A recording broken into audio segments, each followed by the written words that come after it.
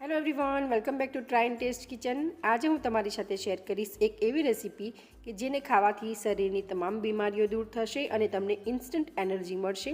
આ રેસીપી એટલી હેલ્ધી છે કે જેને આપણે ઘી, ખાંડ કે ગોળ વગર બનાવીશું। તો રેસીપીને એન્ડ સુધી જરૂર જોજો। જો રેસીપી ગમે તો વિડીયોને લાઇક કરજો, શેર કરજો અને ચેનલ ઉપર નવા હો તો ચેનલને સબસ્ક્રાઈબ કરી બાજુમાં આપેલો બેલ આઇકન જરૂરથી પ્રેસ કરજો। તો ચાલો રેસીપી સ્ટાર્ટ કરીએ। તો આ હેલ્ધી રેસીપી બનાવવા માટે અહીંયા મેં એક લીલું નાળિયેર લીધું છે। તો હવે આપણે આ નાળિયેરને ગ્રેટ કરી લઈશું। તો કોઈ પણ ગ્રેટર વડે તમે નાળિયેરને ગ્રેટ કરી શકો છો। જો તમારે મિક્સર જારમાં એને ઝીણું ગ્રાઇન્ડ કરવું હોય તો પણ કરી શકાય। હવે તમે જોઈ શકો છો કે અહીંયા મેં નાળિયેરને આ રીતે ખમણી લીધું છે। હવે આપણે આ જે નાળિયેર છે એમાંથી અડધો કપ નાળિયેરનું ખમણ લઈશું। આજે હું તમને માપ બતાવું છું તે અડધો કપ નાળિયેરનું ખમણનું બતાવું છું। જો તમારે આખું યુઝ કરવું હોય તો આગળ જે પણ માપ તમને બતાવીશ એ તમે ડબલ કરી શકો છો। તો આ અડધા કપ નાળિયેરના ખમણને આપણે એક બાઉલમાં લઈ લઈશું। હવે આપણે આ જ માપથી આગળ બધા જ ઇન્ગ્રીડિયન્ટનો યુઝ કરીશું। ત્યારબાદ હવે હું પેનને ગેસ ઉપર ગરમ કરવા માટે મૂકીશ અને પેન એકદમ સરસ ગરમ થઈ જાય ત્યારબાદ આપણે ગેસની ફ્લેમને લો કરી દેવાની છે। ત્યારબાદ હવે આપણે જે આપણું લીલા નાળિયેરનું ખમણ હતું અડધો કપ એને ઉમેરીશું અને લો ફ્લેમ ઉપર એકદમ સારી રીતે સાતળી લેવાનું છે। જો તમારે અહીંયા સૂકો નાળિયેરનું ખમણ લેવું હોય તો પણ લઈ શકાય, પણ લીલા નાળિયેરને થોડું રોસ્ટ કરીને યુઝ કરશો તો એનો ટેસ્ટ ખૂબ જ સરસ આવશે। તો લગભગ 2 મિનિટ જેટલો ટાઈમ થઈ ગયો છે। તમે જોઈ શકો છો કે નાળિયેર એકદમ સરસ આપણું સતળાઈ ગયું છે। હવે આપણે ગેસની ફ્લેમને બંધ કરી દેવાની છે અને નાળિયેરના ખમણને આપણે ફરીથી બાઉલમાં ટ્રાન્સફર કરી લઈશું।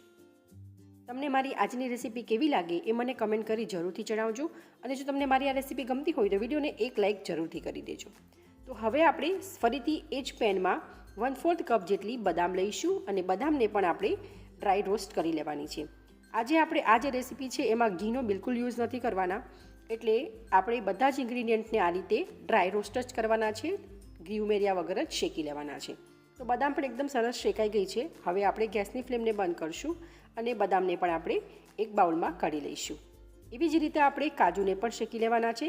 આની સિવાય તમારે જો સિંગના દાણા ઉમેરવા હોય તો પણ એને શેકીને એને પણ યુઝ કરી શકો છો। તલ ઉમેરવા હોય તો તલને પણ શેકીને એમાં ઉમેરી શકાય।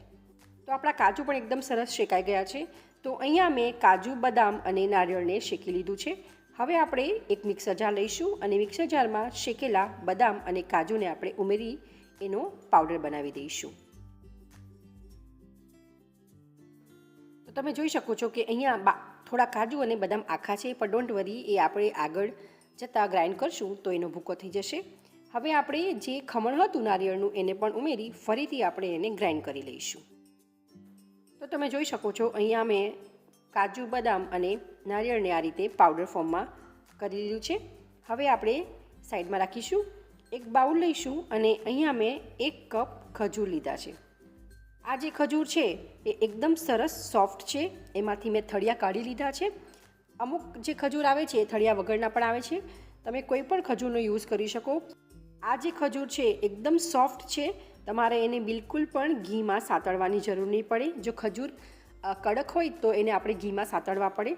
તો હવે શું કરશું કે આપણે આ જે ખજૂર છે એને મિક્સર જારમાં એડ કરી ફરીથી આપણે ગ્રાઇન્ડ કરી લઈશું। તો તમે જોઈ શકો છો કે એકદમ પરફેક્ટ આપણું આ મિશ્રણ બનીને તૈયાર થઈ ગયું છે। હવે આપણે આ મિશ્રણને એક પ્લેટમાં ટ્રાન્સફર કરી લઈશું। ત્યારબાદ આપણે થોડો પોર્શન લઈ એના આપણે લાડુ વાળીને તૈયાર કરીશું। તો આપણે ગોળ, ખાંડ કે ઘી વગર આ લાડુ બનાવ્યા છે। જો તમે ડેઈલી દરરોજ એક લાડુ ખાશો તો શરીરની તમામ બીમારીઓ દૂર થશે અને તમને ઇન્સ્ટન્ટ એનર્જી મળશે। તો આ શિયાળામાં આ હેલ્ધી લાડુ તમે પણ એકવાર ઘરે જરૂરથી બનાવજો।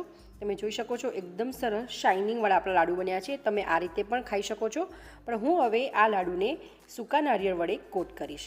તો જે સૂકા નાળિયેરનું ખમણ આવે છે ઝીણું, એનાથી આપણે આ લાડુને કોટ કરી લેવાના છે। તમે જોઈ શકો છો એકદમ પરફેક્ટ ઇન્સ્ટન્ટ એનર્જી આપે એવા આપણા આ લાડુ બનીને તૈયાર થઈ ગયા છે। આ લાડુને આપણે પિસ્તા વડે ગાર્નિશ કરીશું। તો તમે પણ એકવાર આ શિયાળામાં લાડુ ઘરે જરૂરથી બનાવજો અને કેવા બને છે એ તમારા ફીડબેક મને કમેન્ટ કરી જરૂર જણાવજો। જો તમને મારી આજની રેસીપી ગમી હોય તો વિડીયોને લાઇક કરજો, શેર કરજો અને આવી જ નવી રેસીપી જોવા માટે ચેનલને સબસ્ક્રાઈબ જરૂરથી કરજો। તો ચાલો ફરી મળીશું એક આવી જ નવી રેસીપી સાથે। Thank you for watching.